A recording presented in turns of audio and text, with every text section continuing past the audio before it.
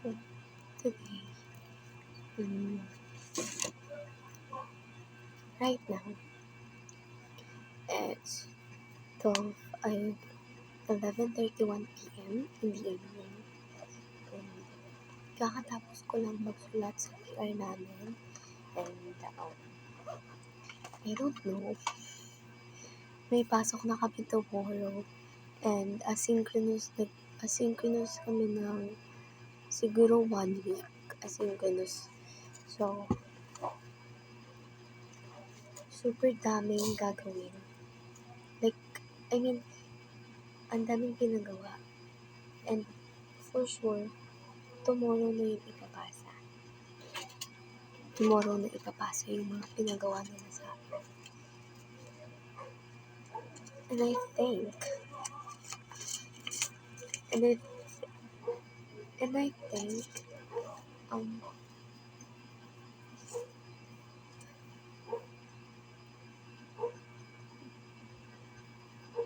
ayos ba yung ano ko?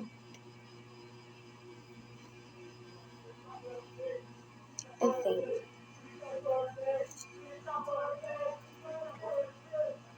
ay na, bukas na ipapasa kasi walang in-announce si Mayora na no face-to-face. Walang in-announce si Mayora na walang face-to-face classes. So, matik, may pasok na kami bukas. And all of my classmates, ayaw nilang pumasok. Like, legit. Ayaw nilang pumasok. I don't know also why. Pero syempre ako, I think ayoko na rin. Kasi tinamad na ako pumasok. Like, hindi ko alam. Tinatamad na ako pumasok. Legit, tinatamad na ako. And bukas super madaming ipapasa, lalo na sa fabric. Ang daming ipapasa, my goodness.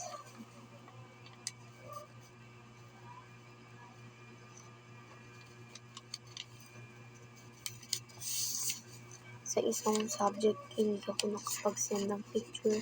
So, hindi ako perfect attendance.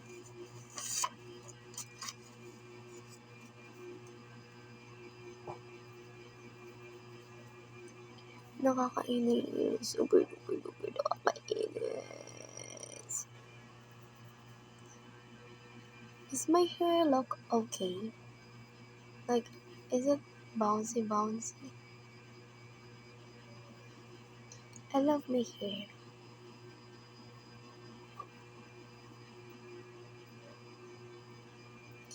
Pero hindi yung dito.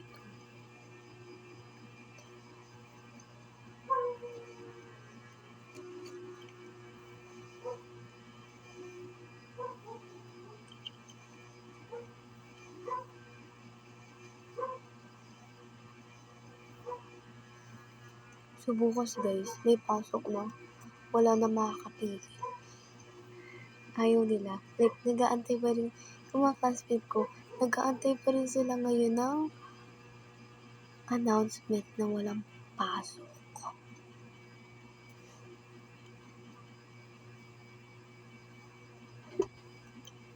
Siguro konting gusto kong pumasok, pero yung siguro mga 10%.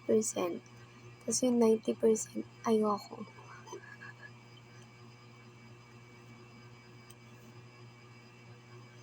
Kasi for sure, super dami na yun kasi next week na yung exam eh. Like today is 6. So, Tuesday, Wednesday, Thursday, Friday, Saturday, Sunday, 7, 6, 7, 8, 9, 10, 11, Monday, Tuesday, Wednesday, Thursday, Friday, 2, 5, 12, 13, 14. So, ang exam namin is 15 and 16. So, next week. Thursday and Friday na yung exam agad. And may defense pa kami. For sure, hindi ako makakasagot. But I'll try my very, very best to answer all the questions. Pangit din kasi kapag online. Pag online kasi guys, maganda siya siguro. But kapag kasi online guys, mahirap kasi wala pa kaming practice. Like kasi dati, walang kwenta yung defense namin ng grade 10.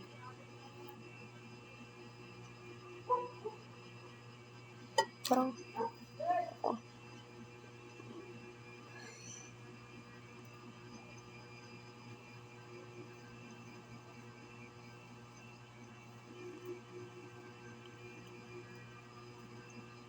alam niyo ba, kahit hindi ako nagsusuklay, yung hair ko, nasusuklay siya ng buhok ko.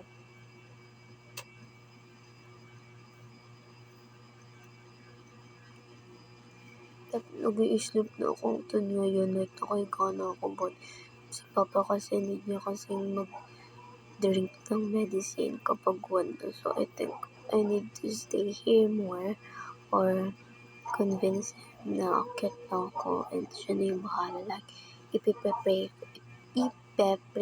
ko na lang yung gamot yan.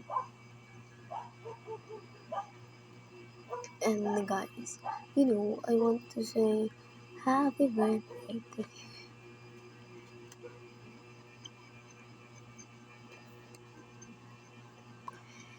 Gusto ko lang maiahon yung family ko sa hirap. Like, we're not totally mahirap pa. May kaya kami. Pero, hindi yun sapat for me.